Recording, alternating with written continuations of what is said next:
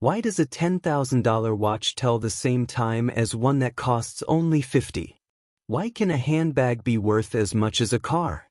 Why do some people wait months, sometimes even years, to buy something that could easily be replaced with a much cheaper alternative? The answer seems obvious. Because we can afford it. Because we like it. Because the quality is better. Yet, if those were the only reasons, why do we feel the need to show our purchases to other people? Why do certain objects seem to lose part of their charm when nobody notices them? Maybe their value does not lie in the materials they are made of. Maybe their value is born in the eyes of those who look at us. This question concerns every one of us. More than 125 years ago, someone had already found an answer. A man who was not an entrepreneur, not a billionaire, not even a great industrialist. He was an economist, a careful observer of society. His name was Thorstein Veblen. His theory feels so modern that many people would believe it was written during the age of social media. Thorstein Veblen was born in 1857 in Wisconsin, into a family of Norwegian immigrants. His parents were farmers, hard-working people, people who built everything they owned through effort and sacrifice. That world was far removed from the luxurious circles of American high society. Perhaps that was exactly what made him such an extraordinary observer. He looked at society from the outside. He never tried to imitate it. He wanted to understand it. As soon as he entered university, his remarkable intelligence became obvious. He loved philosophy, economics, sociology.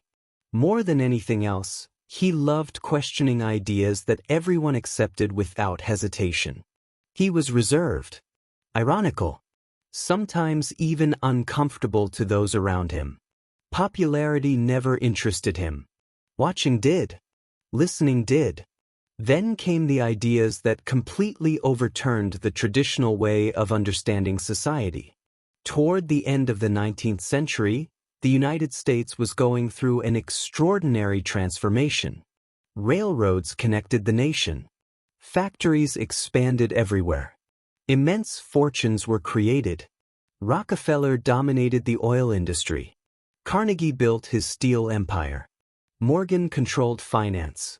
Never before in American history had so few people owned so much wealth.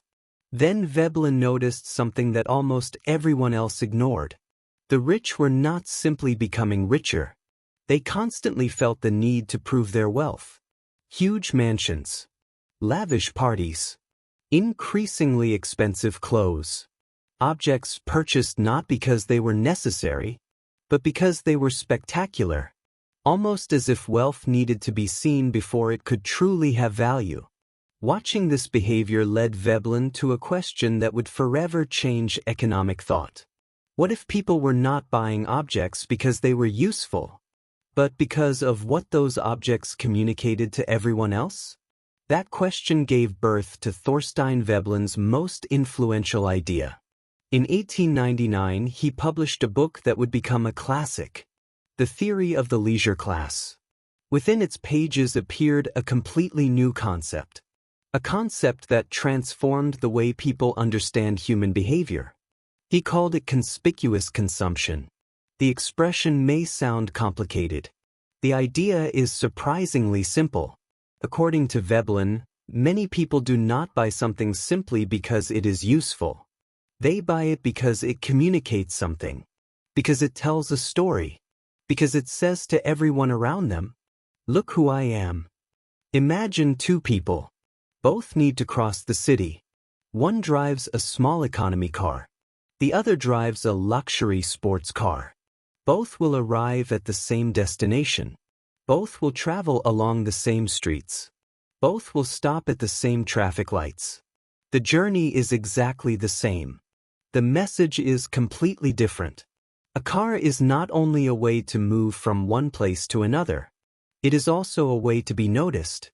A way to communicate social status. A way to project success. Here Veblen reveals something extraordinary. Price often serves a purpose beyond paying for an object. Price makes the object desirable. The harder something is to obtain, the more powerful a symbol it becomes. The stronger the symbol becomes, the more people are willing to pay for it. A remarkable paradox appears.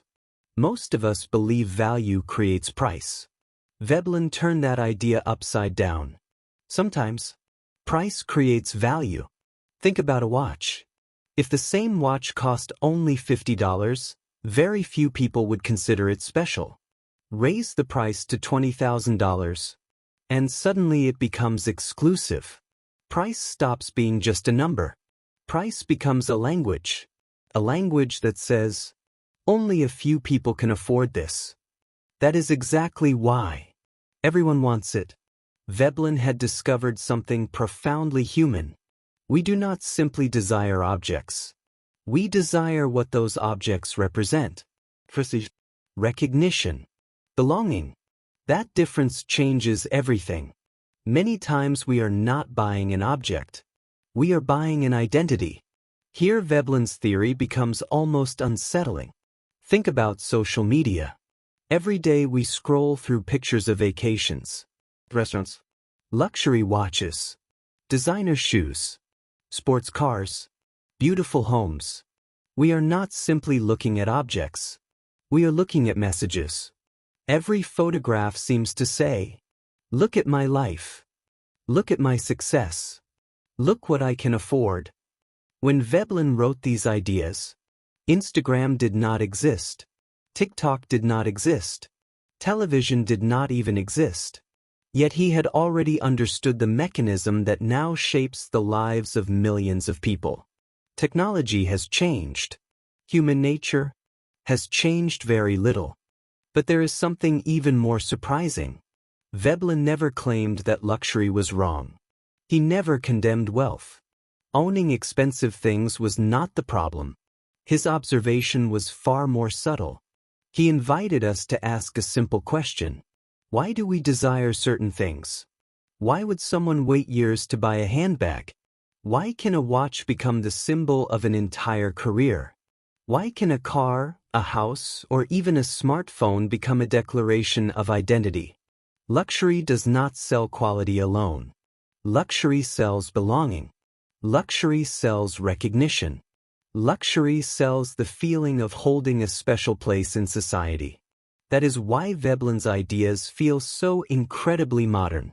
We live in a world where every purchase can be photographed. Every experience can be shared. Every achievement can be displayed to thousands of people with a single touch on a screen. Consumption no longer stands alone. Today we have displayed consumption. Looking around, Veblen's insight is impossible to ignore. More than a century has passed. Cars have changed. Fashion has changed. Technology has changed. Human beings, not nearly as much. Perhaps that is Thorstein Veblen's greatest message. Economics is not only about money. Economics is about people, about desires, about fears, about ambitions, above all, about the deeply human need to feel important in the eyes of others. The value of an object is never determined only by what it is. Its value also depends on what it represents. The next time you find yourself wanting something, pause for a moment. Ask yourself one simple question. Do I really want this? Or do I want what other people will think of me once I own it? For Thorstein Veblen, the answer to that question reveals far more about us than any object we could ever buy. Perhaps the greatest luxury has never been the object itself. The greatest luxury is being seen.